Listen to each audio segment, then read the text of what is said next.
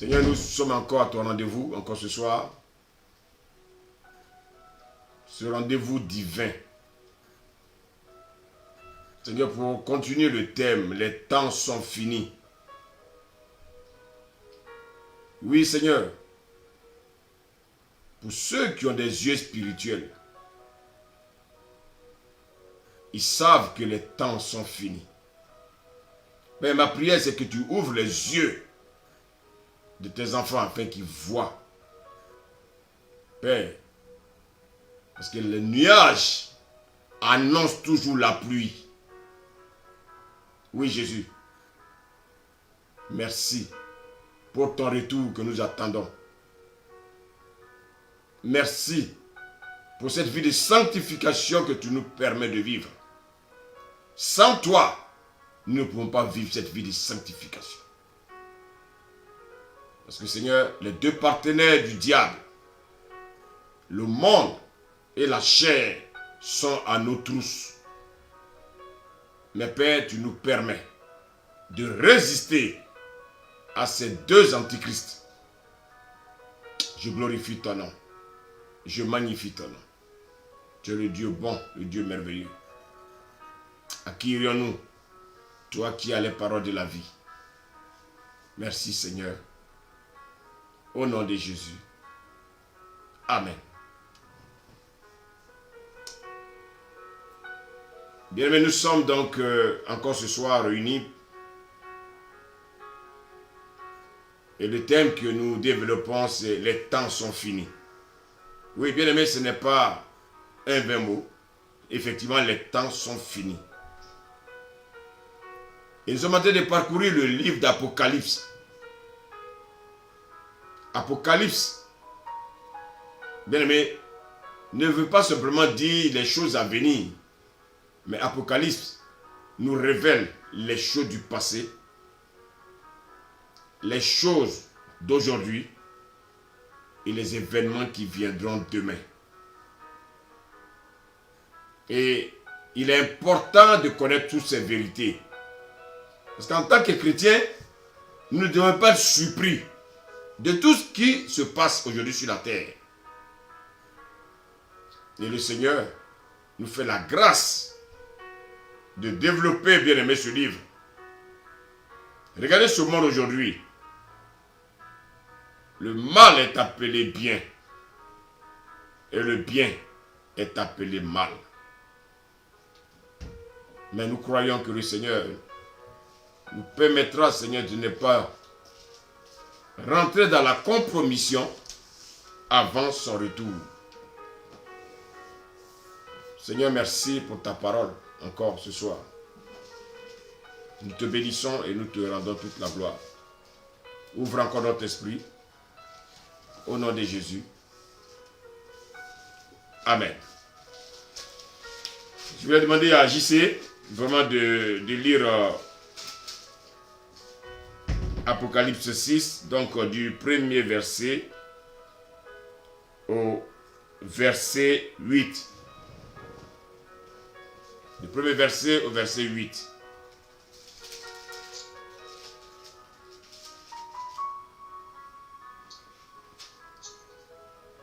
Merci Seigneur.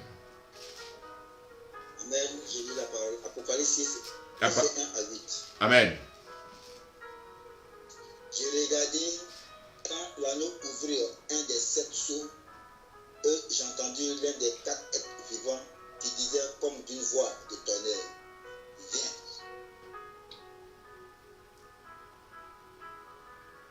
Excusez-moi. Verset 2, j'ai regardé et voici parut un cheval blanc, celui qui montait avec un art. Une couronne lui fut donnée et il partit en vainqueur et pour vaincre. Verset 3. Quand il ouvrit le second sceau, j'ai entendu le second être vivant qui disait viens. Et il sortit un autre cheval roux, celui qui le montait reçut le pouvoir d'enlever la paix de la terre, afin que les hommes s'égorgeassent les uns les autres. Et une grande épée lui fut donnée.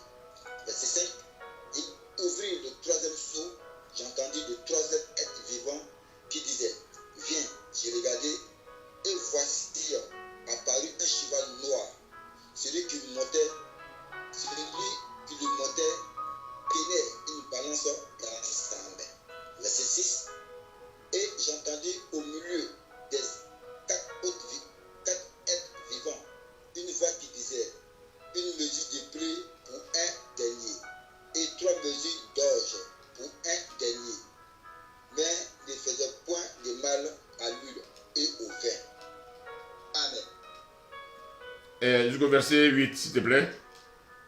Verset 8, verset 7. À 8, oui. Quand il ouvrit le quatrième sceau, Oui. j'entendis la voix du quatrième être vivant qui disait, viens. Verset 8, j'ai regardé et voici parut un cheval d'une couleur pâle. Celui qui le montait se nommait la mort. Et le séjour de mort l'accompagnait. Le pouvoir leur fut donné sur le quart de la terre pour faire périr les hommes par l'épée, par la famine, par la mortalité et par les bêtes sauvages de la terre. Amen. Amen. Seigneur, voici ta parole. Nous sommes vraiment dans la joie, Père, de recevoir encore cette révélation. Merci pour cette parole et merci également pour l'esprit de cette parole, Père, que tu nous donnes afin, Père, d'être à ton écoute et de comprendre tes Écritures. Alors, bien-aimés, nous sommes en train de parler, donc bien-aimés, de l'ouverture des sceaux. Et la dernière fois, nous avons vu le premier cheval.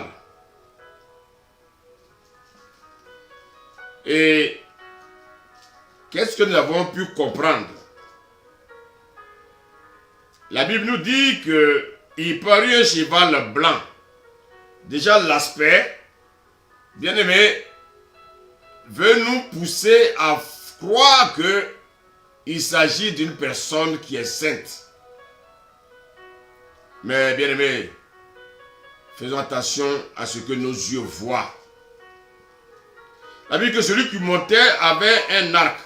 Bien aimé, la Bible ne nous a jamais dit que Jésus allait venir avec une armée, bien aimé, avec des bombes, avec des fusils.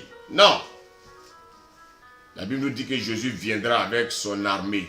Mais son armée, ça sera l'église, son épouse, qui a été enlevée.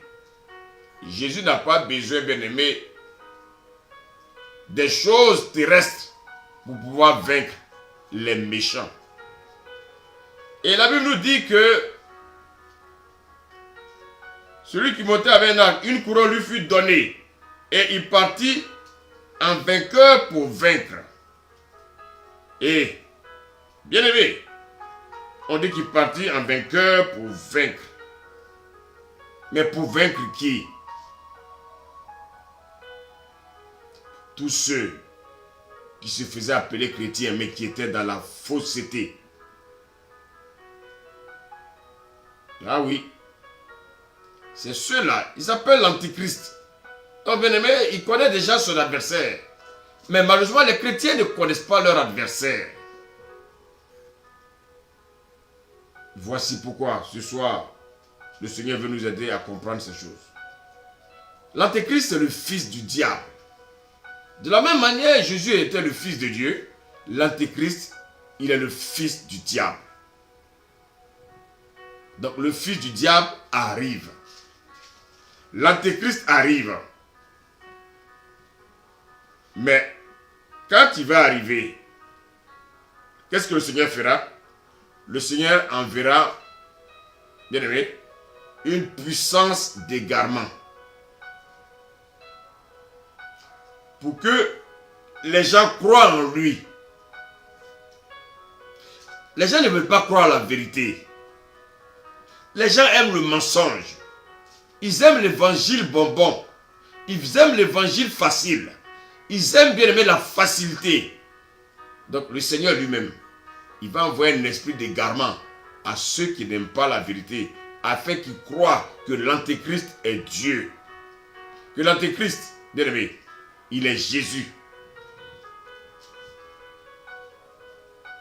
Dieu va te pousser à croire au mensonge de l'Antéchrist. Parce que, bien aimé, les gens n'ont pas eu l'amour de la vérité. Donc Dieu va les envoyer cet esprit d'égarement. Et donc nous voyons qu'ici, il ne s'agit pas de Jésus, mais il s'agit bien aimé de l'Antéchrist. Quand on lit le verset 3 et 4, regardez ce que je viens de nous dire. Il dit quand il ouvrit le second sceau, j'entendis le second être vivant qui disait, viens. Et il sortit un autre cheval roux. Celui qui le montait reçut le pouvoir d'enlever la paix de la terre, afin que les hommes s'égorgeassent les uns les autres. Et une grande épée lui fut donnée. Mais toi qui ne crois pas à la vérité, toi qui ne crois pas à Jésus, je suis en train de bien-aimer, ce soir tu te dis, il est temps de ranimer ton cerveau, afin que tu comprennes que la parole de Dieu est vraie. Vous savez, l'étude de l'Apocalypse n'est pas faite pour faire peur aux gens. Non. Mais elle est là pour nous avertir. Bien-aimé, vous savez, un chrétien ne doit pas suivre Dieu par peur. Un chrétien doit suivre Dieu par amour. Un chrétien ne doit pas avoir peur de savoir ce qu'il attend après la mort. Parce qu'après la mort, le chrétien est en de bonnes mains. Un chrétien doit savoir ce qu'il attend après l'enlèvement. Un chrétien ne doit pas rester bien aimé dans l'ignorance. Nous devons comprendre que Jésus revient bientôt. Et ce monde-là nous réserve des surprises. Les temps deviendront de plus en plus difficiles. Il y aura le chaos. Il y aura la confusion. Il y aura des morts. Bien-aimés, jusqu'à ce que Jésus vienne rétablir son règne dans ce monde.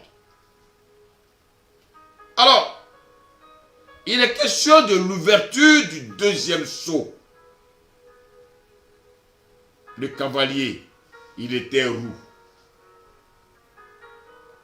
Alors, regardez bien. Le premier cavalier, comme je l'ai dit, ne pouvait pas être Jésus. Car lorsque lui, il viendra dans le monde, c'est lui qui va instaurer la paix durable. Or, dans ce passage, on nous dit que la paix sera enlevée. La paix sera enlevée. Vous savez, la paix des hommes ne dure pas. Un homme ne peut pas t'apporter la paix. Regardez dans le couple. Dites-moi qui peut apporter la paix à son conjoint ou à sa conjointe. Mets ta confiance dans le nom de Jésus. Femme, mets ta confiance dans le nom de Jésus. Mari, mets ta confiance dans le nom de Jésus. Et lorsque vous deux, vous avez mis votre confiance dans le nom de Jésus, sans cela, bien aimé, que vous allez demeurer dans la paix. Alors, la paix que croyait instaurer le premier cavalier. Regardez, le premier cavalier est venu. Et on croyait qu'il venait pour instaurer la paix. Mais, qu'est-ce qui va se passer? Il y a un deuxième cavalier qui va venir. Un deuxième cavalier qui va venir, bien aimé. Et quel est ce cavalier? Il s'agit d'un cavalier de guerre. Bien aimé. La paix et l'unité qu'avait apporté le premier cavalier. Parce que le premier cavalier, il est venu avec un semblant de paix. Une paix qui était de courte durée. L'Antichrist va se présenter comme un dirigeant pouvant apporter la paix dans le monde. Mais, écoutez-moi bien, il ne pourra pas tenir ses promesses pendant longtemps. Parce que le diable est menteur dès le commencement. Et regardez bien ce que nous dit le livre d'Ésaïe. Prenons tous nos Bibles, s'il vous plaît. Ésaïe, on va lire donc Ésaïe.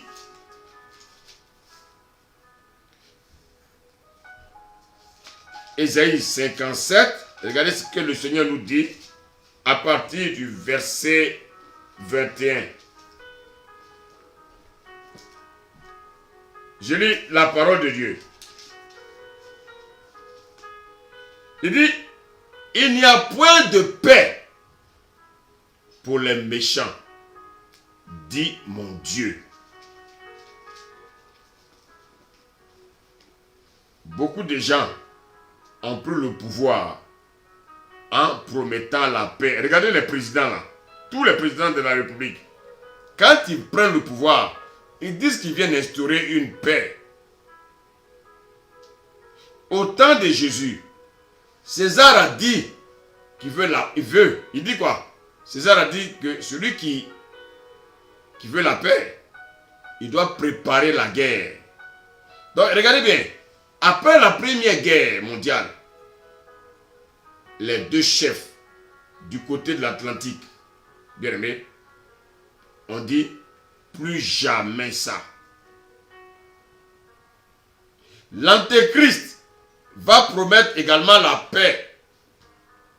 Mais le cavalier roux, j'ai dit le cavalier roux va apparaître pour faire disparaître cette paix, pour instaurer la guerre. Il va instaurer la guerre. Et le monde va assister, bien aimé, à une guerre jamais vue auparavant. Et bien aimé, cette prophétie n'a pas encore été accomplie. Elle est réservée pour l'avenir. Dieu veut vous avertir afin que, bien aimé, nous revenons à lui de tout notre cœur. Bien aimé, il est question du deuxième sceau. L'ouverture du deuxième sceau. Ah oui, ce sont des vérités, bien aimés, que nous devons savoir. La Bible nous dit, quand il ouvrit le second sceau, j'entendis le second être vivant qui disait, viens. Il sortit un cheval roux. Celui qui montait avait le pouvoir d'enlever la paix. Ah! Celui qui arrive là, lui, il vient pour enlever la paix. Et la Bible dit que les hommes vont s'égorger. Mon Dieu. Ça veut dire quoi?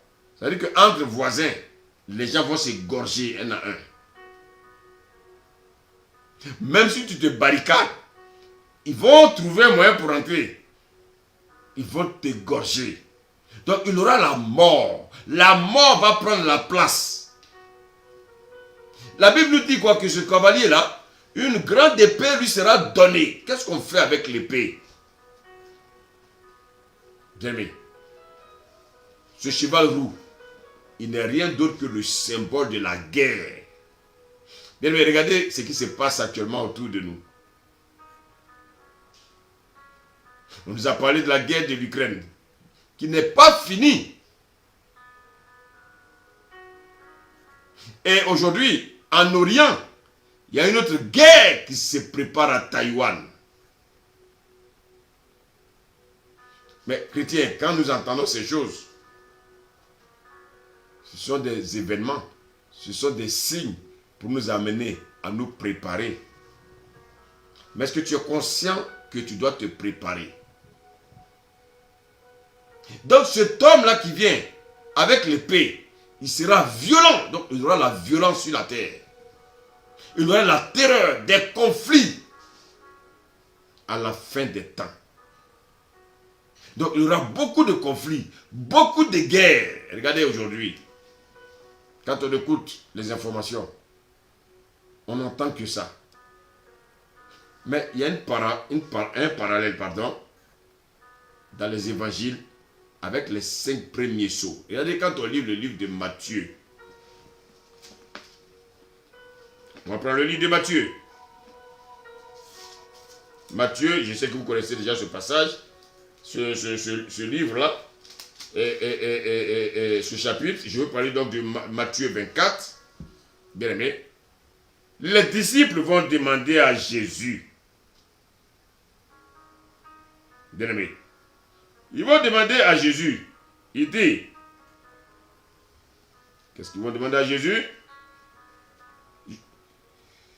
Ils s'approchaient pour lui dire, en lui faisant remarquer les constructions. Mais Jésus va leur dire, voyez-vous tout cela? Je vous le dis en vérité. Il ne restera pas ici, pierre sur pierre, qui ne soit renversé. Alors, bien aimé, les disciples vont encore poser une autre question à Jésus. Ils vont lui poser la question, quel est le signe de son avènement? Et quand on lit le verset 6 à 7, il dit, vous entendrez parler des guerres et des bruits de guerre. Gardez-vous d'être troublés. Car il faut que ces choses arrivent, mais ça ne sera pas encore la fin. Et il développe en disant ceci, une nation se lèvera contre une nation, et un royaume contre un royaume, et il aura, bien aimé, en divers lieux, des famines et des tremblements de terre. Et il renchérit pour dire ceci, tout cela ne sera que le commencement des douleurs. Alors, regardez, le Seigneur nous dit ici que il aura des guerres. Ouais, nous on entend parler des guerres. Et il y aura aussi des bruits de guerre. En fait, les bruits de guerre concernent qui? Concernent ceux-là, bien-aimés, qui souffrent. En Ukraine, les gens entendent des bruits de guerre. Aujourd'hui, les gens veulent attaquer le Mali. Pourquoi? Pourquoi?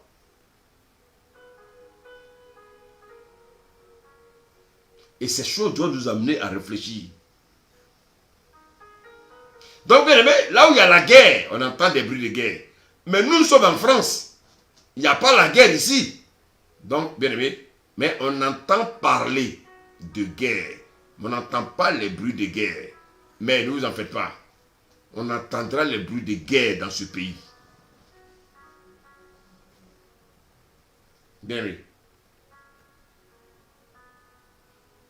Rappelez-vous, dans les siècles passés, on a parlé, bien aimé, de la première guerre et de la deuxième guerre mondiale.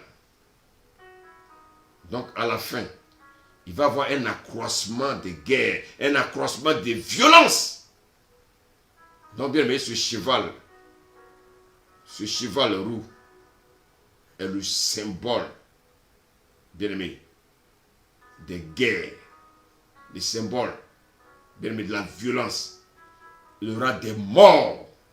Mais ce ne sera que le début des morts. Regardez bien ce qu'il dit. Les hommes vont s'égorger comme ils égorgeaient les moutons. Les hommes vont s'égorger comme on égorge les poulets. Mais quand tu écoutes ça, est-ce que tu es conscient que tu dois mettre de l'eau? Tu dois mettre, bien aimé, préparer le retour de Jésus. Aujourd'hui, les gens projettent une troisième guerre mondiale. Mais ne vous en faites pas. Tout ça, ce sera sous le contrôle du Maître. Jésus sera au contrôle de tout ça. Bien aimé. On entendra, des guerres et des bruits de guerre.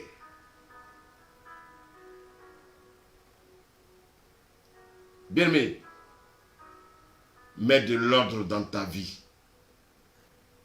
Je t'en supplie, mets de l'ordre dans ta vie. Mets de l'ordre dans ta vie. Regardez ce que nous dit le verset 5. On va lire le verset 5 et le verset 6. On va parler du troisième sceau.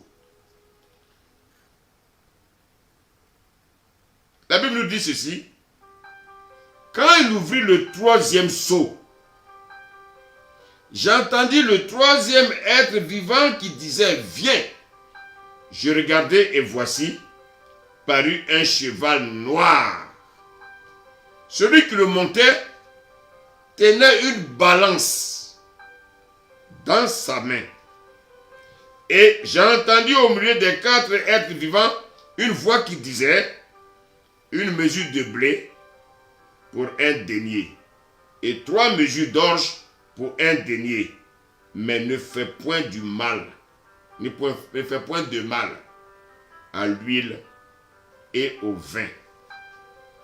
Alors, qu'est-ce que le Seigneur nous enseigne ici? La Bible nous dit que le cheval aura la couleur noire. Alors, bien aimé, tout à l'heure, nous avons entendu parler de guerre et des bruits de guerre. Ça veut dire qu'en temps de guerre, il n'y aura personne, bien aimé, dans les champs. Pendant la guerre, personne ne va produire quoi que ce soit. Alors, cela va amener la famine. La famine sévira, bien aimé, sur toute la terre après la guerre.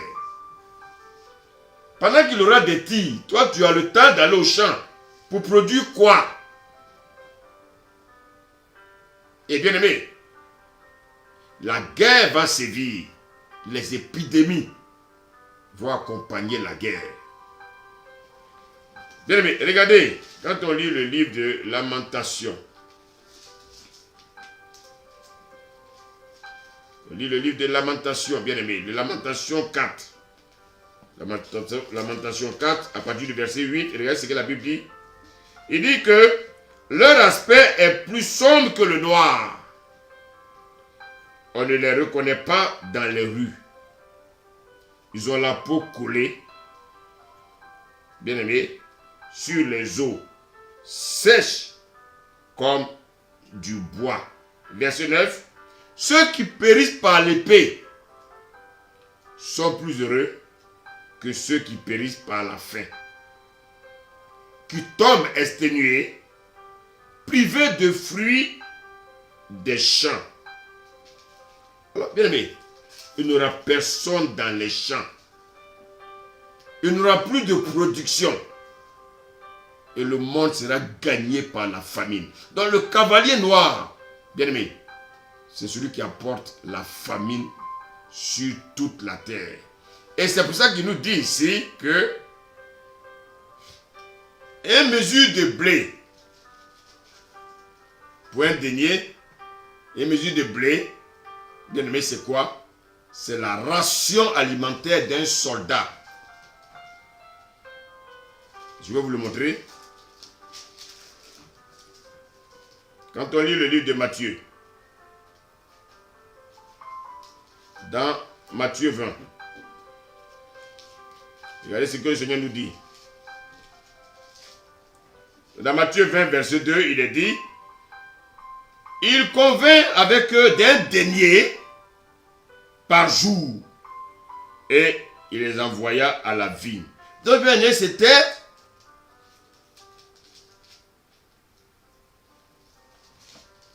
la ration alimentaire d'un soldat. Et un ouvrier, bien aimé, ne pourra pas subvenir aux besoins de sa famille dans de telles conditions. Comment tu vas faire? Il dit, ne fais point de mal à l'huile et au vin. L'huile et le vin étaient quoi? C'était le produit de luxe qui était réservé aux riches. Vous savez que sans l'huile, l'huile est la base de toute friture, de toute nourriture. L'huile correspond, bien aimé, au produit. Non seulement au produit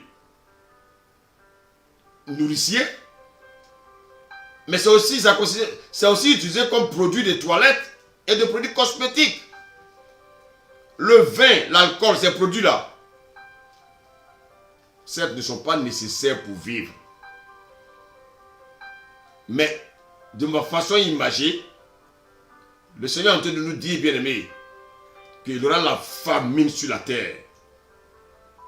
Il y aura la famine sur la terre. Les riches auront assez de raisins pour boire leur vin. Mais les pauvres. Et les pauvres.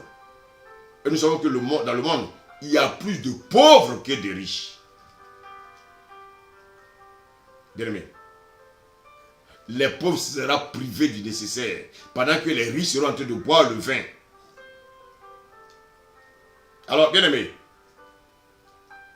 il y aura des prétextes pour diminuer le salaire des ouvriers. Et pendant ce temps, la prime des chefs va augmenter. La société n'est pas une société, bien-aimée, de sincérité. Il n'y a pas de sincérité sur cette terre. Bien-aimé. C'est très important.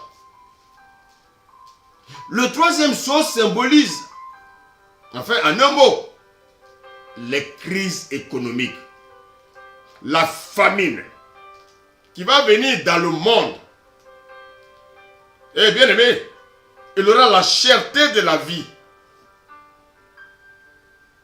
Il aura la cherté de la vie, bien aimé, parce qu'il est dit que celui qui était assis sur le cheval noir, qu'est-ce qu'il avait dans sa main? Il tenait une balance dans ses mains.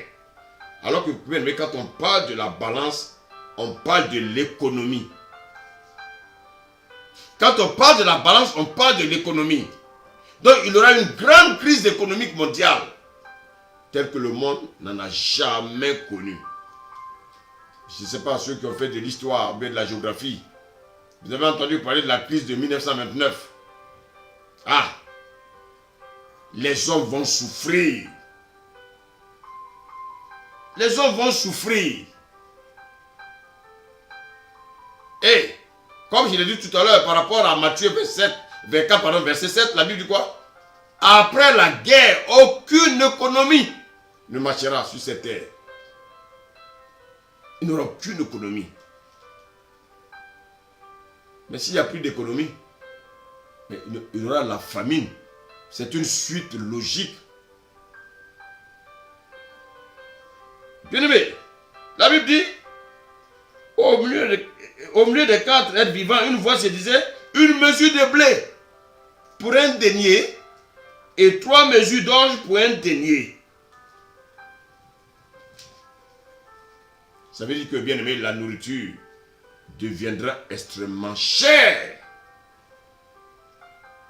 Je vous ai dit que le denier, c'est le salaire, bien aimé, journalier d'un ouvrier au temps de Jésus.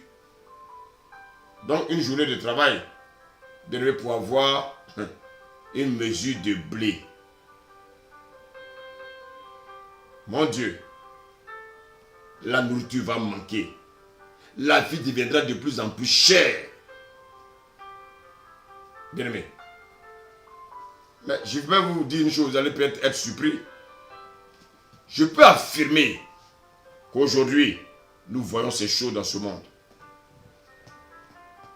Dans tous les pays de ce monde-là, tout a augmenté. Mais les salaires, pour ceux qui travaillent, les salaires n'augmentent pas.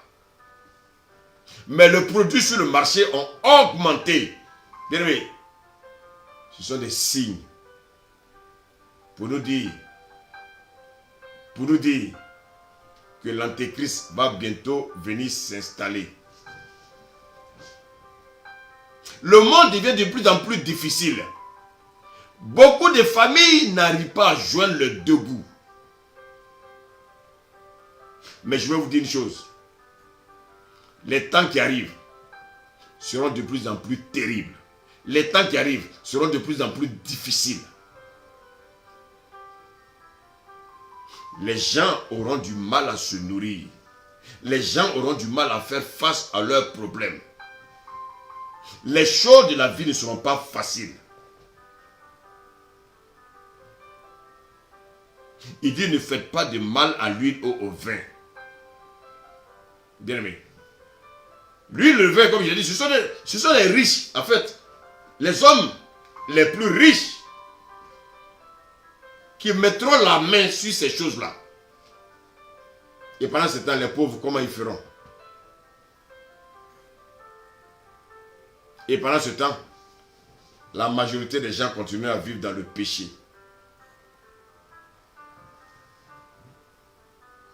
Et cela sera le symbole d'une grande crise économique mondiale.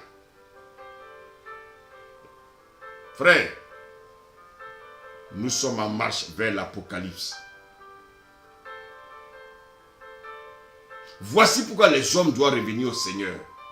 Il faut placer sa confiance dans le Seigneur. C'est lui qui viendra nous secourir dans cette période-là. Pendant ce temps, où seront les prophètes qui prédisent la richesse? Où seront-ils? Les prophètes bien-aimés qui prophétisent la richesse pendant ces moments de crise, où seront-ils? Au lieu de prêcher l'évangile, afin que les gens se repentent, les gens reviennent au Seigneur, on dit que les hommes seront riches. Écoutez-moi bien. Si vous entendez l'évangile, la bouche d'un soi-disant prophète qui dit que vous serez riche, fuyez-le. J'ai dit, fuyez-le.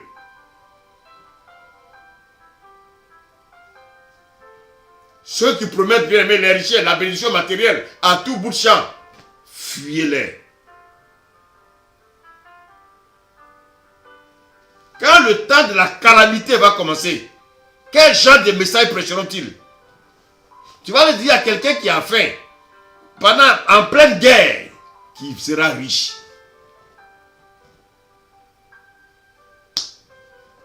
Il faut mettre sa confiance au Seigneur. C'est lui qui va, bien aimé, qui va subvenir à nos besoins pendant les moments difficiles. Israël était en Égypte. Pendant qu'il y avait les 10 plaies, Israël n'a pas été touché. Pourquoi? Parce que c'était les enfants de Dieu. Ils étaient dans un lieu qu'on appelait Goshen. Bien aimé, aucune plaie n'a frappé Goshen. Donc chrétien, si tu vis vraiment dans la sanctification, pendant cette période-là, écoutez-moi bien, chrétien, on va connaître tout ce que je dis là. Hein. Ce ne sera pas encore l'enlèvement. Non. Je vais vous dire à quel moment il y aura l'enlèvement. Mais là, pendant toutes ces crises, les chrétiens seront encore sur la terre. Voici pourquoi, bien aimé, je suis la trompette qui vient sonner pour te dire de mettre de l'ordre dans ta vie. Si tu aimes encore les choses du monde, bien aimé, réfléchis. Ce n'est pas le moment de rechercher les choses de la terre. C'est le moment, bien aimé, de faire la paix avec le Seigneur. C'est le moment, bien aimé, d'avoir une communion avec le Seigneur. De multiplier ta communion avec le Seigneur. Ce n'est pas le moment de rechercher les choses terrestres.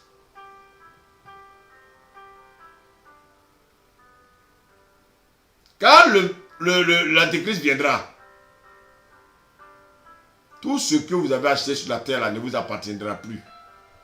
Vous allez encore devenir des locataires. Est-ce que vous le savez? Donc tous ceux qui ont des biens, tout va appartenir à l'Antéchrist. Ça va appartenir au gouvernement.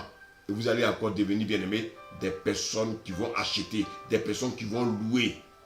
Donc ça ne sert à rien, bien aimé. C'est pour ça que le Seigneur dit d'avoir nos yeux fixés sur les choses d'en haut. Ça, on ne vous le dit pas. Quand l'Antéchrist va venir, tout ce qui est sur la terre là n'appartiendra plus, il n'y aura plus de propriétaire. Le seul propriétaire, ça sera l'Antéchrist. et tu vas travailler pour lui. Comme au temps d'Israël. Bien-aimé, Israël a travaillé pour Saoul.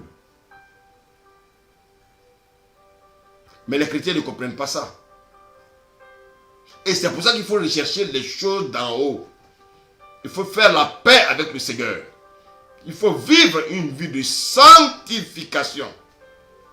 Toi qui as des problèmes avec tout le monde autour de toi. Toi qui refuses de faire la paix autour de toi. C'est le moment. C'est le moment. Regardez, nous continuons la lecture.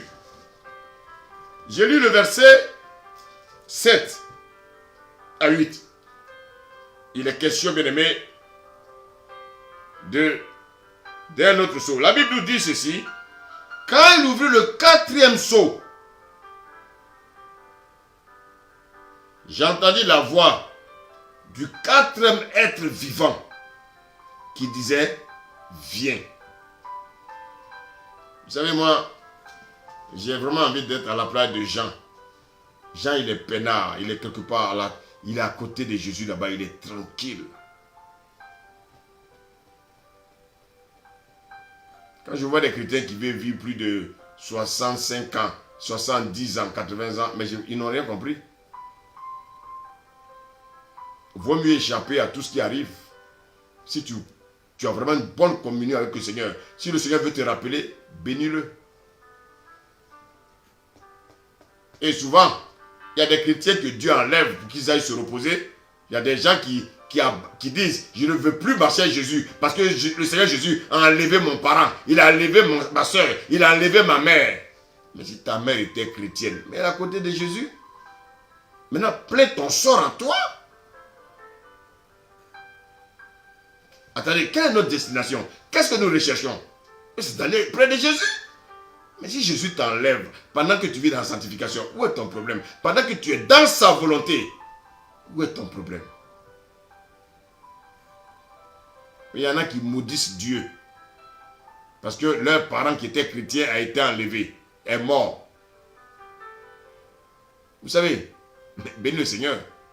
Parce que Satan avait préparé quelque chose devant là-bas pour faire tomber ton parent afin qu'il aille en enfer. Donc si Dieu l'a enlevé, bénis Dieu. Il sait toutes choses. Toi, tu ne sais rien. Lui, il sait toutes choses.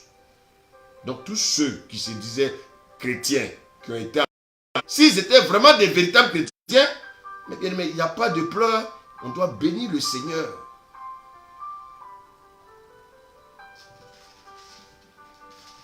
Alors, je relis le verset 7, et la Bible dit que quand il ouvrit le 4e sceau, j'entendis la voix de 4. Viens. Je regardai, et voici parut un cheval d'une couleur pâle. Celui qui le montait se nommait la mort. Oh, yeah, my God. Et le séjour des morts l'accompagnait. Ce sont deux cousins, ils se suivent. Ce sont des jumeaux. La mort et le séjour des morts sont des jumeaux. Ils se suivent. Mais quand on parle de la mort et le séjour des morts, qui sont-ils? Ce sont des démons. La mort est un démon. Le séjour des morts aussi est un démon. Donc, la Bible dit, celui qui montait se nommait la mort. Et donc, en fait, tous ces cavaliers-là ne sont que des démons, des enfants du diable. Ce sont des démons. Écoutez-moi bien. Un esprit ne peut pas venir vivre sur la terre sans un corps. Donc, il prend le corps humain. Bien aimé. La Bible nous dit ici que le 4e cavalier, bien aimé, ça sera la mort, un démon. Mais ce démon-là ne sera pas seul. Il sera suivi, bien aimé, de son frère jumeau. le séjour des morts. Et que nous dit la parole de Dieu? Le pouvoir lui fut donné sur le quart de la terre pour faire périr les hommes par l'épée, par la famine, par la mortalité et par les bêtes sauvages de la terre. Regardez bien, ce cavalier-là, il réunit les trois premiers. Écoutez-moi bien. Les 4 points cardinaux. Le monde entier. Quand ce démon viendra, si par exemple, il y a 1 million de personnes sur la terre, divisé par 4, ça fait combien? Ça fait 250 personnes qui vont disparaître, qui seront tuées. Donc s'ils sont 10 millions, ça va faire combien? Ça va faire 2 500 000 personnes qui vont disparaître, qui vont être tuées. La mort viendra les chercher. Et ils iront attendre dans le séjour des morts. Voilà pourquoi les deux cousins, les deux jumeaux se suivent. Et ça, Ésaïe l'avait prédit. Allons dans Ésaïe tranquillement, on va revenir dans l'Apocalypse. Allons dans Ésaïe. Le livre d'Ésaïe. Ésaïe. Ah, voici les gens qui sont bénins. Les Ésaïe, là, ils sont tranquilles. Ils sont à côté de Jésus. Nous, on cherche encore les choses de la terre. Il y en a qui veulent se marier. Il y en a qui ils veulent avoir des diplômes. Ils veulent gagner la terre. Les Ésaïe, là, ils sont tranquilles, mon cher. Ésaïe 7. Regardez ce que la parole de Dieu nous dit. Ésaïe 7, verset 11. Je lis la parole de Dieu. La Bible dit, la violence, c'est ce que je vous ai montré tout à l'heure, s'élève pour servir de verge et la méchanceté. Et la Bible nous dit également, plus rien d'eux, bien aimé, de leur foule bruyante, de leur multitude, on ne se lamente pas sur eux. Bien aimé, c'est la parole de Dieu qui le dit. La Bible dit également au verset, regardez ce qu'il nous dit au verset 15. Il dit, l'épée au dehors, la peste et la famine au dedans. Celui qui est au champ mourra par l'épée. Celui qui est dans la ville sera dévoré par la famine et par la peste. Ah, bien aimé, écoute-moi bien, ça sera terrible. Ça sera terrible. Les bêtes sauvages vont dévorer les personnes. Vous savez, ils seront investis par le démon de la mort. Ils vont chercher à dévorer tout ce qui est être humain. Païens, faux chrétiens, allez. Oui, les chrétiens, il y en a de faux, ils sont pleins. Oh là là, ne vous en faites pas. Tenir une Bible ne veut pas dire qu'on est chrétien. Non. Chrétien, c'est un mode de vie. Quand on est chrétien, on a un mode de vie. Bien aimé, Romains 5, verset 14 nous dit ceci. Je lis. Il dit, cependant, la mort a régné depuis Adam jusqu'à Moïse. Même sur ceux qui n'avaient pas péché par une transgression semblable à celle d'Adam, lequel est la figure de celui qui devait venir. Voyez, la mort et le péché sont rentrés dans le monde en même temps. Donc, qu'à faire, c'est deux jumeaux. Le salaire du péché, c'est la mort. Et la mort a aussi son frère jumeau, qui est le séjour des morts. L'homme avait été créé pour vivre éternellement, frère. Mais Dieu avait une condition. Dieu va dire, cet arbre-là ne mange pas. Mais c'est comme nos enfants aujourd'hui. Il ne faut pas dire à ton enfant, ne touche pas la télé ou ne touche pas le couteau. Il ne fallait même pas lui dire ça. Il va aller toucher. Vous savez pourquoi? Parce qu'il a les germes du péché en lui. Il a les germes d'Adam en lui. Le petit bébé là. Comme un bébé. Pendant qu'il a été sucé, bien aimé, le sein de sa maman, à un moment donné, il mord le sein de sa maman et puis il rit. Qui lui a montré ça? Qui lui a dit qu'en mordant le sein, ça fait mal? C'est les germes du péché d'Adam qui sont en cet enfant.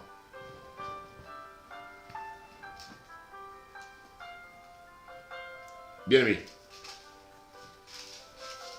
Au moment où Abraham a désobéi à Dieu, la mort est rentrée. Et Adam est mort spirituellement, bien aimé. La mort physique suit plus tard. Bien aimé. Écoute-moi. L'homme aujourd'hui s'est coupé de ses racines spirituelles par sa désobéissance à Dieu. Bien aimé, je voulais seulement te rappeler qu'il y a 3 types de morts. Il y a la mort spirituelle, il y a la mort physique, et puis il y a la mort éternelle. Toi, en tant que chrétien, il faut rechercher la vie éternelle. Parce que autant il y a la vie éternelle, autant il y a la mort éternelle. Et donc, il faut que tu saches que la mort a débuté par le péché d'Adam. Alors, il faut savoir, bien-aimé, que si tu ne pèches pas, tu vas mourir. Mais quand tu meurs, tu vas auprès du Seigneur. Et ce sont des choses, bien-aimés, que vous devez comprendre. Le chrétien doit comprendre ces choses. C'est pour ça qu'un chrétien qui vit correctement, il n'a pas peur de la mort. Si aujourd'hui votre bébé meurt, il n'est pas bien de pleurer. Le bébé, il est innocent. Donc il va directement auprès du Seigneur. Mais quand il a l'âge de la conscience, s'il meurt, qu'il n'a pas connu le Seigneur, à nous là, il va quelque part. Et l'erreur que nous les parents nous commettons, nous croyons que parce que nous sommes convertis, ça veut dire que nos enfants aussi sont convertis. Mon ami, c'est une erreur. Beaucoup pensent ça. Hein? Ils pensent ça. Non. Est-ce que toi, tes parents étaient dans les fétiches là? Ils étaient dans les fétiches, non? Mais est-ce que ça veut dire que toi aussi tu étais dans les fétiches? Non. Ils faisaient les trucs là, mais toi tu ne faisais pas. Donc c'est un choix. De même, l'enfant qui veut le Seigneur, c'est à lui de confesser et de se faire baptiser. La Bible dit, celui qui croira et qui se fera baptiser sera sauvé. Donc bien aimé, il y a 2 éléments qui rentrent en ligne de compte, bien aimé, pour avoir la vie éternelle. Je voulais lire le livre de Ézéchiel, bien aimé, encore. Parce qu'Ézéchiel, vraiment, je l'aime beaucoup. La Bible nous dit dans Ézéchiel 14. Regardez ce que la parole de Dieu nous dit dans Ézéchiel 14. Alléluia.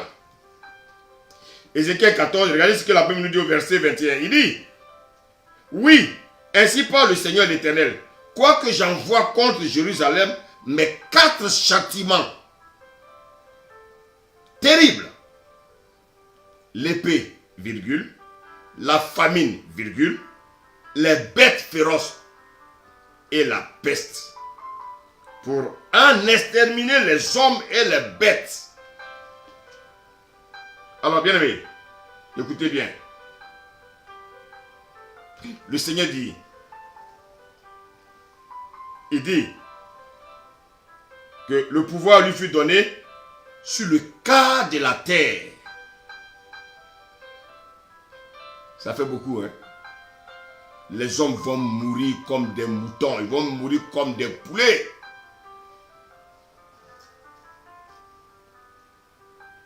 Et il va rester encore un reste. Dieu va utiliser la guerre bactériologique. Vous savez, tous ces bombes que le monde prépare là, le Seigneur va les utiliser pour se bombarder eux-mêmes.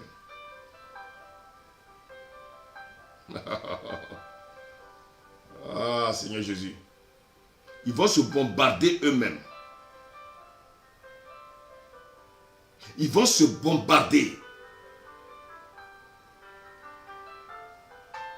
Jésus en parle dans Matthieu 24. On va pas, je ne vais pas encore revenir derrière. Mais Jésus en parle dans Matthieu 24.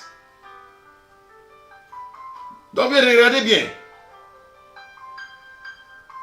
L'antéchrist va se faire passer pour Jésus. Le cheval blanc, il va venir sur un cheval blanc. On nous parle du cheval roux. Lui, il enverra là. Bien aimé, qu'est-ce qu'il va envoyer? Il va envoyer la guerre. La guerre. Le cheval noir, il va amener la famine. Et le cheval pâle, lui, il va envoyer la mort. Ces événements seront le début de la grande tribulation. Les tremblements de terre. Et un peu plus tard, il aura l'ouverture du 6e sceau. Mais on n'en est pas encore là. Bien-aimé, j'ai dit ce monde sera un monde terrible. Le cheval parle. Lui vient avec la mort. C'est le démon de la mort qui vient. Et tous ceux qui meurent, ils vont dans le séjour des morts. Dans un lieu de tourment provisoire. Quelqu'un disait que, mais quand j'ai lu la Bible, je n'ai pas vu le mot enfer. Oui, mais le mot enfer n'est peut-être pas écrit, mais il a des synonymes.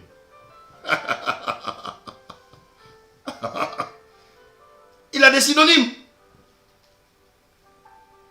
Bien aimé, au dernier jour, après le trône blanc, tous ceux qui n'ont pas accepté Jésus, ou bien les faux chrétiens, bien aimé, qui n'ont pas vécu selon la volonté de Dieu, bien aimé, qui avaient le nom de Jésus au bout des lèvres, ils iront tous dans les temps de feu. Est-ce que tu veux aller dans les temps de feu? Ah, mets de l'ordre dans ta vie. Il va faire mourir par l'épée, la famine, la mortalité, les bêtes sauvages. Et quand vous lisez le livre d'Apocalypse, ce passage-là, il y a toujours un lien, un parallèle avec les évangiles. Quand on parle du corona, tout ça, ce sont des liens. La peste. Regardez bien.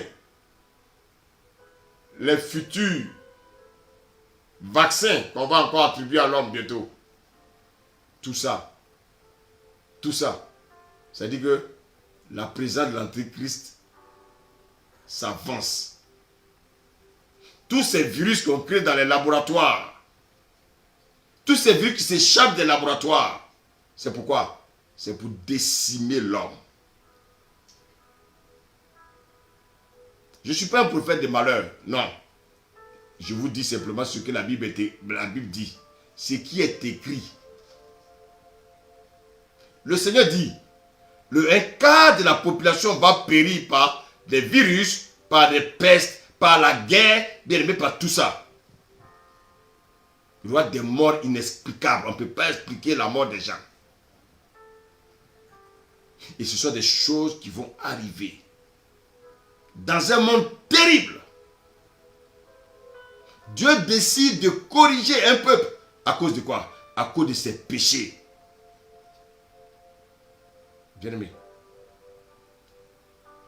à cause de ses péchés.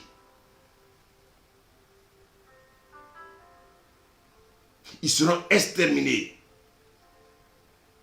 Alors, si tu ne crains pas Dieu, commence à craindre Dieu. Il y a beaucoup de choses dans l'église, mais qui ne craignent pas Dieu. Non. Il y en a qui veulent adorer Dieu à leur manière. Il y en a qui veulent adorer Dieu à leur manière. Bien-aimé, on n'adore pas Dieu à notre manière. On adore Dieu selon lui, sa volonté.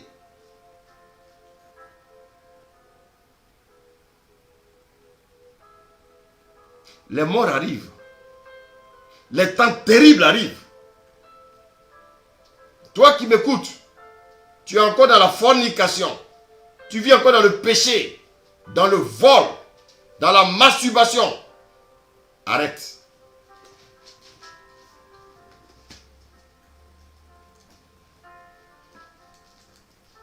Tu es marié, tu ne parles pas avec ton mari. Fais la paix.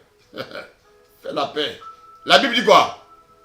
2 personnes seront couchées sur le même lit. Qui dort sur le même lit? Est-ce que 2 hommes peuvent dormir sur le même lit? C'est ce monde-là qui veut vous faire croire ça. Mais au commencement, il n'était pas ainsi. Quand on dit 2 personnes couchées sur le même lit, c'est que c'est mari et femme. La Bible dit 2 personnes seront couchées sur le même lit. Il y a un qui sera enlevé, il y a un qui va rester. Qui sera enlevé? Le mari ou la femme?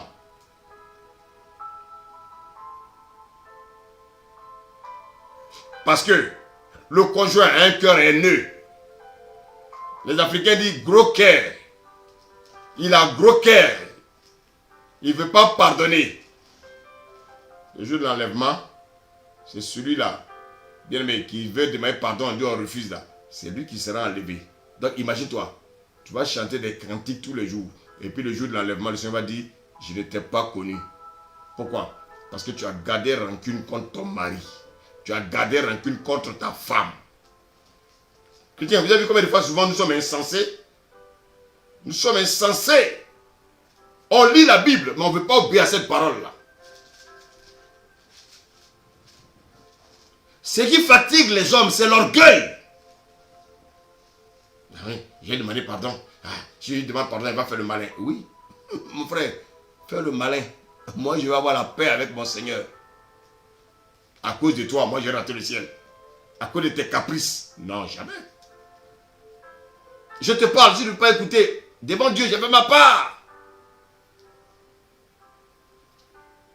Regardez dans les églises, il y a combien de personnes vont chanter les cantiques. Mais, écoutez-moi bien, ils ont du mal à pardonner à combien de personnes là. Ils ne veulent pas demander pardon autour d'eux. Et puis, ils vont chanter à l'église. Mais vous chantez pour quel Dieu? Et souvent, il y en a même qui sont nommés responsables même dans l'église. Mais ces pasteurs-là sont des ignorants.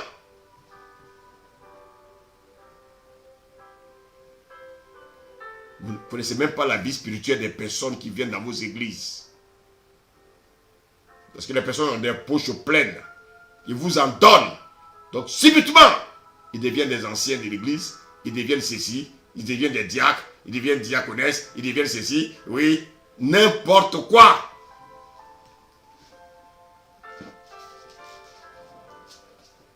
Mais, pasteur, si toi et cette femme-là, vous n'êtes pas enlevés, tu auras des problèmes avec cette femme-là. Parce que tu l'as menti. Et c'est pour ça, bien aimé, même si l'église doit se vider, prêche la vérité.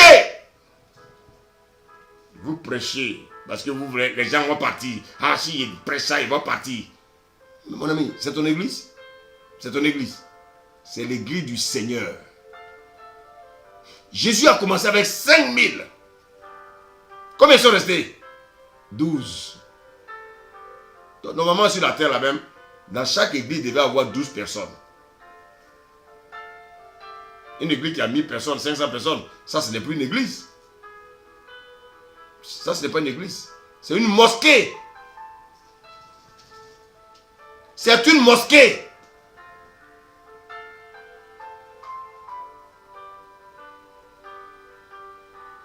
Il faut dire la vérité aux chrétiens. Les temps sont mauvais.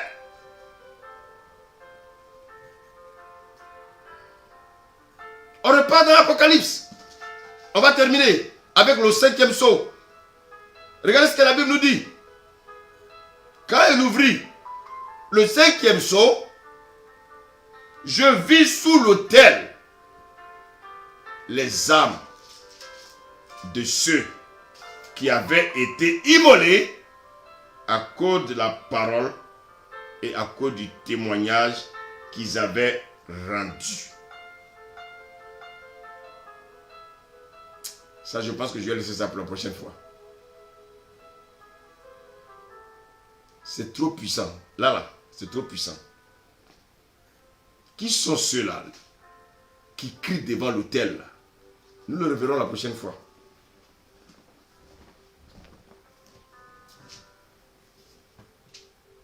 Ce que tu dois retenir, c'est que tu dois mettre de l'ordre dans ta vie. Ce que tu dois retenir, c'est que, bien aimé, il y aura des fléaux qui vont venir sur la terre. Et ces fléaux-là ont commencé.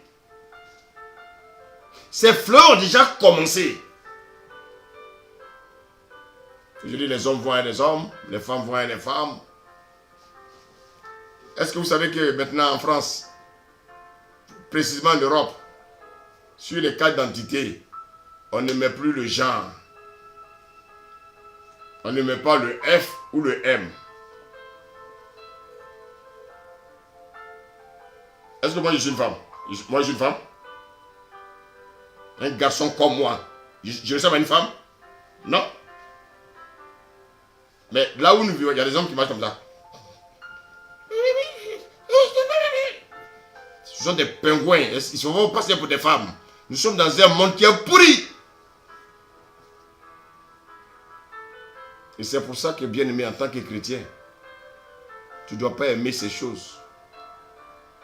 Sinon, les fléaux vont te rattraper. Les cavaliers là vont te dépecer. L'antéchrist est venu. On a parlé du premier sceau. Le deuxième sceau. Avec le cheval roux. Bien aimé. Ce cheval-là, il est venu aussi avec ses calamités. Bien aimé. Le cheval noir. Ses calamités. Bien aimé. Les crises économiques. La famine, toutes ces choses. Après la guerre envoyée, bien aimé, par le cavalier de la guerre, la famine va être envoyée par le cavalier de la famine. Et après lui, il y aura le cavalier qui va venir exterminer un quart de la terre. Imaginez-vous déjà, il y a eu déjà des morts. Après ces morts-là, il y a encore un quart des morts qui vont disparaître. Chrétien, aujourd'hui, quelle est ta place? Comment tu vis ta vie chrétienne? Comment tu adores le Seigneur? Qu'est-ce que tu recherches quand tu viens à l'église? Qu'est-ce que tu recherches? Un mari? Mais Dieu n'est pas une agence matrimoniale. Tu sais quoi? Du travail? Mais Dieu n'est pas Pôle emploi. Tu sais quoi? Des enfants? Mais est-ce que Dieu est gynécologue, obstétricien? Non.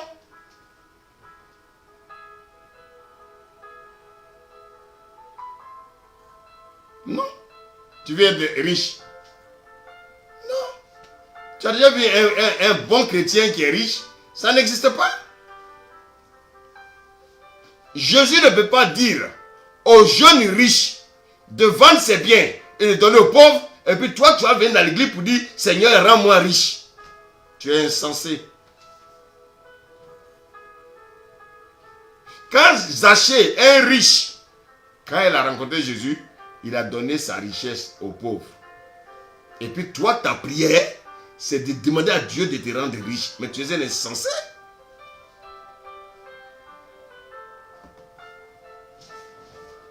C'est-à-dire que tu ne connais pas Dieu.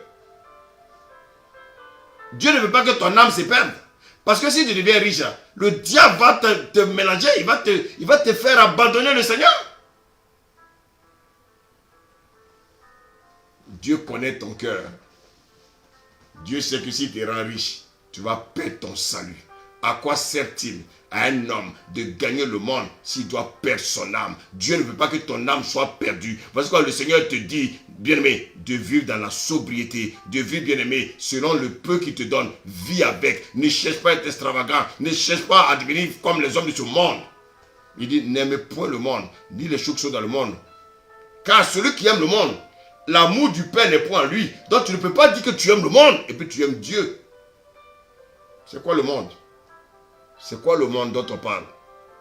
La convoitise des yeux, l'orgueil, bien-aimé, de la vie, et puis la convoitise de la chair.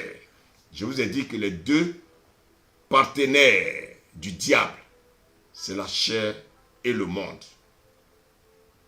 Et beaucoup vont périr à cause de ces deux-là. Parce que vous obéissez à ces deux-là. Au lieu d'obéir à la parole de Dieu, au lieu d'obéir à l'Esprit de Dieu, il y en a qui obéissent à leur chair. Vous serez disqualifiés. Tu es assis dans l'église et puis tu marches par la chair. Qu'est-ce qui a fait périr Adam et Ève? La chair. Qu'est-ce qui a fait périr le peuple d'Israël dans le désert? La chair. Bien-aimés, les temps sont finis. Les temps sont finis. Mais si tu ne veux pas finir mal, demeure dans le Seigneur. Vis une vie de sanctification. Et quand Jésus viendra, il partira avec toi. Seigneur, je te dis merci ce soir. Je te rends toute la gloire. Merci pour toutes ces révélations, Seigneur. Père, je voulais m'abandonner entre tes mains. Père, je te prie de continuer à me briser, continuer à me casser comme tu veux. Parce que Père, moi, je ne veux pas rater la nouvelle Jérusalem. Je prie aussi pour tes enfants, Père, qui étaient connectés, qui ont suivi ce soir, Père, que ta main puissante soit sur eux. Brise-les, afin que, Père, que eux aussi reçoivent le salut éternel. Et Père, qu'il soit aussi parmi, Père, cette armée qui viendra pour combattre l'ennemi. Mais Seigneur, nous ne le ferons pas par notre propre force.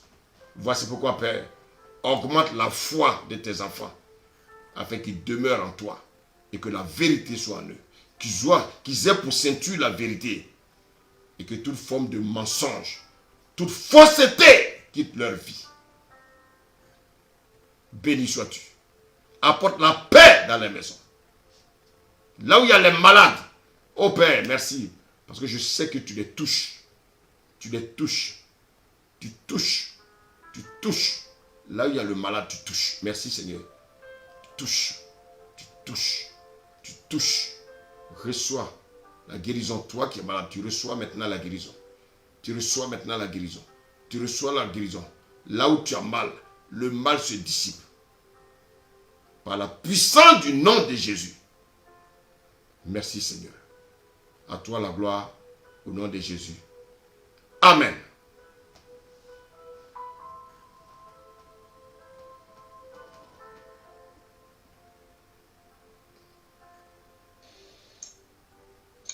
Amen. Amen. Amen.